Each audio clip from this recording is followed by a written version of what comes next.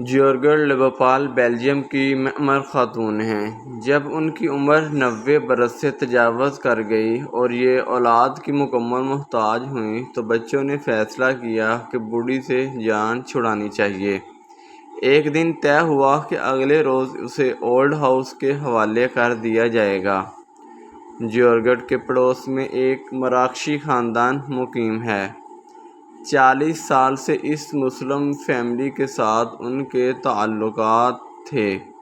مراکشی نژاد السید محمد مداح خود بھی مسلم روایات کے امین ہیں اور ان کا گھرانہ بھی، خصوصاً ماں باپ کی عزت و توقیر کے حوالے سے۔ محمد مداح کی والدہ بھی بوڑھی ہیں اور جیورگن کی ہم عمر ہیں۔ جب اسے پتہ چلا کہ پڑوسی اپنی ماں سے جان چھڑانے والے ہیں تو اس نے ان سے کہا کہ یہ بزرگ تمہارے لیے بوجھ ہے تو میرے حوالے کر دو۔ میری ماں کے ساتھ رہے گی اور میں اپنی ماں کی طرح اس کا خیال رکھوں گا۔ یہ کہہ کر وہ جیورگن کو اپنے گھر لے آیا۔ خاتون نے یہاں آ کر جو ماحول دیکھا تو اس کی حیرت کا کوئی ٹھکانہ نہ رہا۔ سارے اہل خانہ محمد مداح کی ماں کے لیے پلکیں بچھانے کو تیار۔ کوئی باہر سے آتا تو پہلے اسے سلام کر کے ہاتھوں کا بوسہ لینا ضروری سمجھتا۔ یہ بوڑھی ماں اس گھر کی ملکہ ہے۔ اسی طرح کے احترام کا سلوک اس بزرگ خاتون سے بھی کیا جانے لگا۔ اس نے سوچا کہ شاید یہ 2-3 دن کی کہانی ہے، پھر یہ بھی میرے بچوں کی طرح، مگر نہیں، اس کا خدشہ غلط ثابت ہوا۔ کئی دن گزرنے کے بعد بھی اس کی خدمت و عظمت میں کوئی کمی نہیں آئی تو اس نے کہا کہ یہ کیسا خوبصورت دن ہے، یہ تو سراسر رحمت ہے، مجھے بھی اس دن میں داخل کر دو۔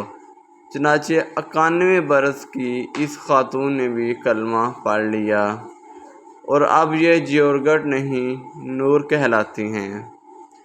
یہ اس وقت اسلام قبول کرنے والی دنیا کی سب سے معمر خاتون ہیں اور مراکشی خاندان کے ساتھ ہی ان کے گھر میں مقیم ہیں۔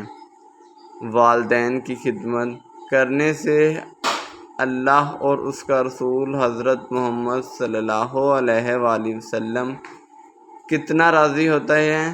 ایک واقعہ پیش خدمت ہے۔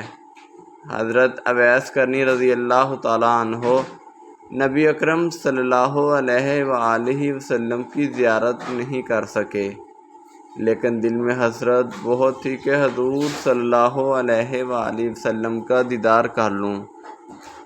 بوڑھی ماں تھیں اور ان کی خدمت آپ کو حضور اکرم صلی اللہ علیہ وآلہ وسلم کے دیدار سے روکے ہوئے تھی۔ ادھر حضور اکرم صلی اللہ علیہ وآلہ وسلم یمن کی طرف رخ کر کے کہا کرتے تھے کہ مجھے یمن سے اپنے دوست کی خوشبو آ رہی ہے۔ ایک صحابی نے کہا، حضور اکرم صلی اللہ علیہ وآلہ وسلم، آپ اس سے اتنا پیار کرتے ہیں اور وہ ہے کہ آپ سے ملنے بھی نہیں آتا۔ تو آپ صلی اللہ علیہ وآلہ وسلم نے فرمایا کہ اس کی بوڑھی اور نابینا ماں ہے جس کی اویس بہت خدمت کرتا ہے اور اپنی بوڑھی ماں کو وہ تنہا چھوڑ کر نہیں آ سکتا۔ آپ صلی اللہ علیہ وآلہ وسلم نے حضرت عمر اور حضرت علی رضی اللہ تعالیٰ عنہ کو مخاطب ہوتے ہوئے فرمایا کہ تمہارے دور میں ایک شخص آئے گا، اس کا نام اویس بن عامر، قد کا درمیانہ، رنگ کالا اور جسم پر ایک سفید داغ ہوگا۔ جب وہ آئے تو تم دونوں اس سے دعا کرانا، کیونکہ اویس نے ماں کی ایسی خدمت کی ہے، جب بھی وہ دعا کے لیے ہاتھ اٹھاتا ہے تو اللہ اس کی دعا کبھی رد نہیں کرتا۔ حضرت عمر 10 سال خلیفہ رہے اور ہر سال حج کے موقع پر حضرت اویس کرنی کو تلاش کرتے۔ آخر ایک دن اویس کرنی مل گئے۔ حضرت علی نے کہا کہ یہ امیر المومنین عمر بن خطاب ہیں اور میں علی بن ابی طالب ہوں۔ حضرت عمر نے کہا کہ تم اویس ہو؟ تو انہوں نے کہا ہاں میں ہی اویس ہوں۔ حضرت عمر نے کہا کہ ہاتھ اٹھاؤ اور ہمارے لیے دعا کرو۔ وہ رونے لگے اور کہا کہ میں دعا کروں؟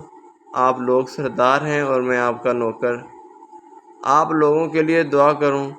تو حضرت عمر رضی اللہ تعالیٰ عنہ نے کہا ہاں، اللہ کے نبی صلی اللہ علیہ وآلہ وسلم کا حکم تھا کہ اویس جب بھی آئے تو دعا کروانا۔ پھر حضرت اویس کرنی نے دونوں کے لیے دعا کی اور آپ صلی اللہ علیہ وآلہ وسلم نے فرمایا کہ جب لوگ جنت میں جا رہے ہوں گے تو حضرت اویس کرنی بھی چلیں گے۔ اس وقت اللہ تعالیٰ فرمائیں گے کہ باقیوں کو جانے دو اور اویس کو روک لو۔ اس وقت حضرت اویس کرنی رضی اللہ تعالیٰ عنہ پریشان ہو جائیں گے اور کہیں گے کہ اے خدا، آپ نے مجھے دروازے پر کیوں روک لیا؟ تو اللہ تعالیٰ فرمائیں گے کہ پیچھے دیکھو۔ جب پیچھے دیکھیں گے تو پیچھے کروڑوں اور اربوں کی تعداد میں جہنمی کھڑے ہوں گے۔ تو اس وقت اللہ فرمائیں گے کہ اویس تیری ایک نیکی نے مجھے بہت خوش کیا ہے۔ ماں کی خدمت، تو انگلی کا اشارہ کر، جدھر جدھر تیری انگلی پھرتی جائے گی میں تیرے طفیل ان کو جنت میں داخل کرتا جاؤں گا۔ اللہ پاک ہم سب کو والدین کی خدمت کی توفیق عطا فرمائے، آمین بجاہ النبی الامین۔ دوستو، والدین کی خدمت حقیقت میں اللہ تعالیٰ کی رضا ہے۔